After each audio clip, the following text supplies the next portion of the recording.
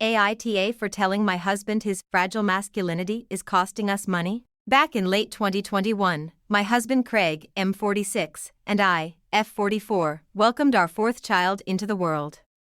As a result, we needed to upgrade one of our cars to something larger. We decided to trade in my super reliable Toyota RAV4 for something bigger since I was the one who drove the kids around most often.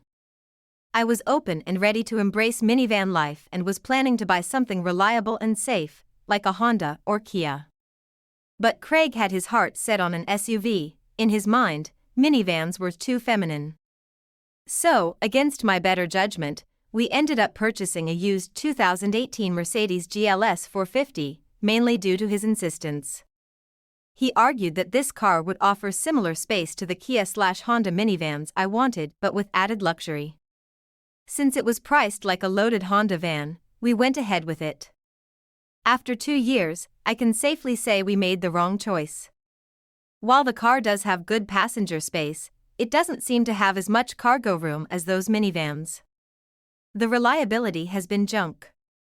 The car has had 8 recalls during our ownership. Even when not recalled, it spends too much time at the dealership because something always seems to be broken. Some repairs have been covered under warranty, but we've still shelled out over $9,000, maintenance not included. The car hasn't even racked up that many miles. Below are just some of the annoyances. The shifting can be rough. Sometimes, I press on the gas and the car barely moves, and when it does, it's jerky. For the past few weeks, the check engine light has been turning on randomly. Numerous electronic issues. Since the car's problems have stepped up in the past few weeks, I'm beyond fed up. I don't feel safe driving it around with my kids, and I've even started getting nightmares about it stranding us in the middle of nowhere. Craig always downplays this and claims that it's normal for the car to have some issues. Making things worse somehow, Craig's sedan has started developing issues lately. It has begun to refuse to start some mornings and will sometimes shut itself off when it comes to a stop sign or red light. On Saturday, I was supposed to drive our eldest to his soccer game and then take my younger kids to the doctor's office. When I turned on the Mercedes, it sounded very rough, the engine light was on, and the temperature reading was extremely wrong. I don't bother risking it and end up Ubering with the kids. I told Craig about it that night. He listened at first, but when I suggested selling it, he cut me off and said that he wasn't getting a van just because I wanted that.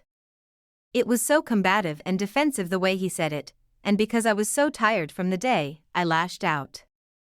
We argued, it got heated, and I ended up saying your fragile masculinity is costing our family so much money. In retrospect, maybe my tone was harsh, but he was being needlessly difficult. We haven't really spoken much since then. I'll also be Ubering to work this week since I won't be touching that car. AITA?